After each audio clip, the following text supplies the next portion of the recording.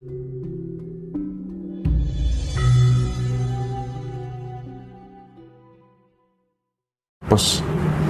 Nah, bagaimana kemudian supaya apes itu hilang, bejonya datang? Rahasia menjadi orang yang hidupnya selalu beruntung itu apa? Sak tiba-tibane tansah nemu bejo. Itu kan saya pernah membahas. Saya pernah menulis juga tentang ilmu bejo. Ilmu kabejan di blog ya, sudah 12 tahun yang lalu. Pada intinya begini, Mas. Ngelmu bejo atau keberuntungan itu akan datang secara otomatis ketika jumlah dharma yang kita lakukan itu sudah memenuhi syarat, memenuhi standar. Ada kaitannya dengan dharma ya? Ada kaitannya dharma. Oke. Sebenarnya sederhana, Kak. Kalau orang mau nyari ngelmu bejo itu yaitu tadi orang yang tiap saat melakukan dharma. Dharmanya dalam bentuk apa? Ya dalam bentuk itu tadi urip kudu murup. Jadi kalau kita mampu memurupkan semua makhluk hidup, yaitu dharma yang tidak pernah putus. Kita memelihara, melestarikan alam, lingkungan alam, menjaga suatu habitat, itu adalah sebuah dharma. Dan itulah yang membentuk pribadi kita akan selalu dinaungi oleh energi keberuntungan. Orang yang makin tinggi, makin banyak, makin intens untuk berbuat dharma, itu akan makin sulit dicelakai. Celaka juga ada hubungannya dengan sebel sial. Otomatis kalau kita punya intensitas yang tinggi melakukan dharma, itu akan menjadi pagar gaib yang melindungi diri kita dari apa, Mas? Dari kesialan maupun dari celaka. Yang datang kalau sudah kondisi seperti itu ya keberuntungan. Karena kan keberuntungan itu lawannya sebel sial. Itu. Maka kita ya harus mengeliminir yang namanya sebel sial dengan cara berbuat dharma yang sebanyak-banyaknya. Itu konsekuensi logis. Itu sudah konsekuensi logis. Meskipun dalam kadar tertentu mungkin barangkali bisa kita bantu dengan memprogram lewat pikiran dan lain sebagainya. Atau kalau cara guru saya dulu barangkali ada amalan-amalan khusus. Kon moco iki nek pengen uripmu bejo terus akhirnya akan terprogram di sini. Oh ya, aku bakal jadi orang beruntung terus. Itu juga membantu sebenarnya. Itu self suggestion. Jadi itu mensugesti diri sendiri. Itu bisa dengan mensugestinya bisa dengan kata-kata yang kita rangkai sendiri, atau bisa menggunakan japa mantra, atau bisa menggunakan ayat-ayat. Pokoknya apapun lakukan, mau misuh-misuh juga nggak apa-apa. Yang penting apa? Mampu membangun kemantapan hati. Benar. Dan yang disugesti itu apa, Mas? Kadang orang hanya mensugesti pikiran. Itu artinya yang tersentuh hanya mind power.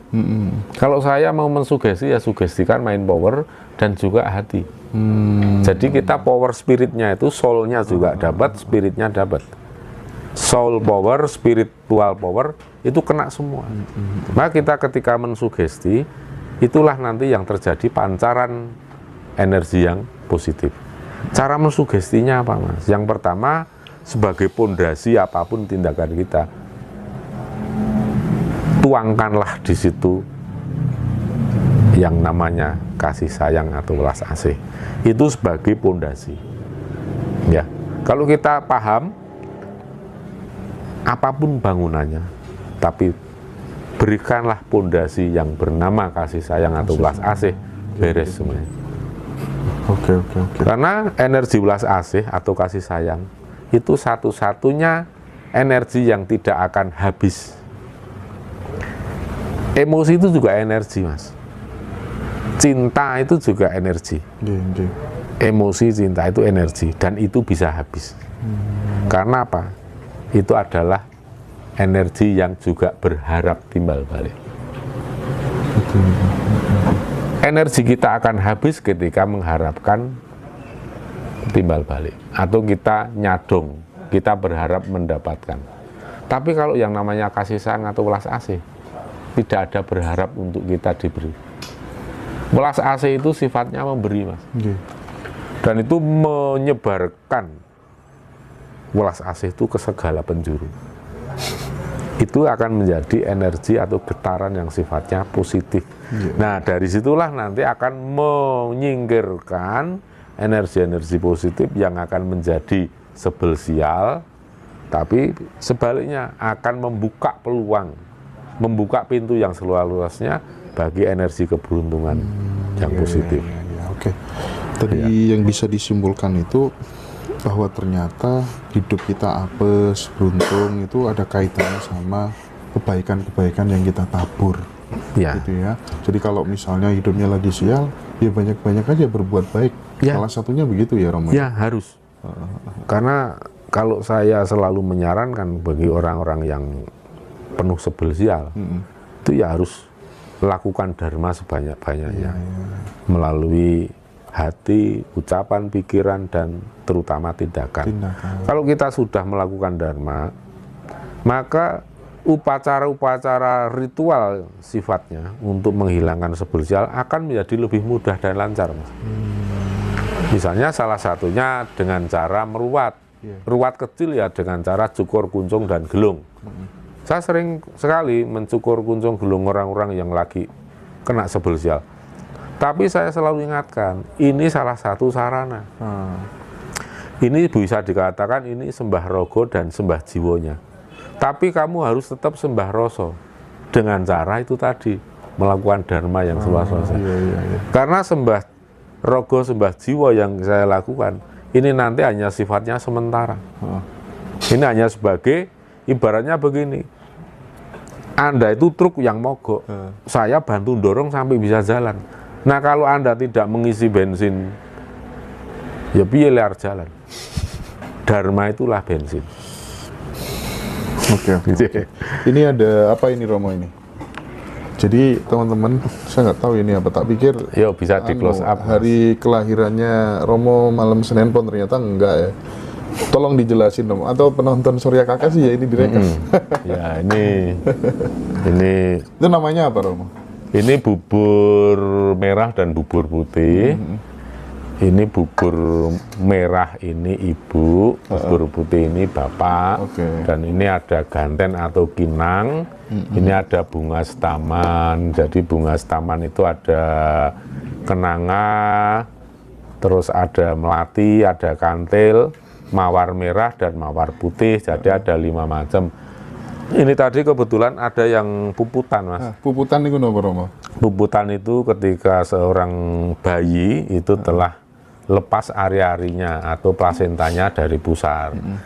Itu merupakan satu fase atau langkah kehidupan yang termasuk fase kehidupan seorang jabang bayi. Artinya begini, terlepasnya ari-ari itu merupakan starting point si anak itu mulai disapih oleh ibunya atau mulai terpisah betul. Artinya harus bisa makan sendiri, harus bisa apa-apa sendiri, napas juga sendiri. Karena kan pada saat di dalam perut ibu kan harus makan, minum, napas kan harus melalui plasenta ibunya. Nah, ini disapihnya seorang manusia dari asuhan Sang Bopo Angkoso dan Ibu Bumi yang ada di dalam perut sang ibu, yaitu berupa kawah dan ari-ari atau berupa ketuban dan plasenta. Ya inilah ketika puputan itu, maka sudah puput. Puput artinya ya sudah selesai, sudah tamat kehidupan di alam Dwapara Yuga, yaitu alam kandungan ibu. Dan ini benar-benar bayi sudah sempurna lahir ke bumi karena sudah tidak geret-geret plasenta ibu makan sendiri, walaupun itu ASI tapi kan makan sendiri. Cuman ASI yang ada di dalam ibunya, tapi kan makan sendiri. Ya, ini sebuah upacara kecil yang disebut puputan juga. Nanti ada buah-buahan, kemudian ada nasi gurih, tumpeng golek kenconon. Bukan, tumpeng sekul suci, ayam lembaran. Jadi tumpengnya itu nasi gurih, terus kemudian ada ingkung ayamnya, ada lauk pauknya yang lengkap seperti abon dan telur dadar segala macam itu. Kalau saya biasanya gini Romo, nah pas malam kelahiran begini, kasih gitu. Ini intinya juga ada bubur merah dan putih. Itu memang sebuah simbol cikal bakal atau sangkan paraning dumadi. Jadi kita harus selalu ingat sangkan paraning dumadi. Siap. Monggo nunjukin. Minum dulu.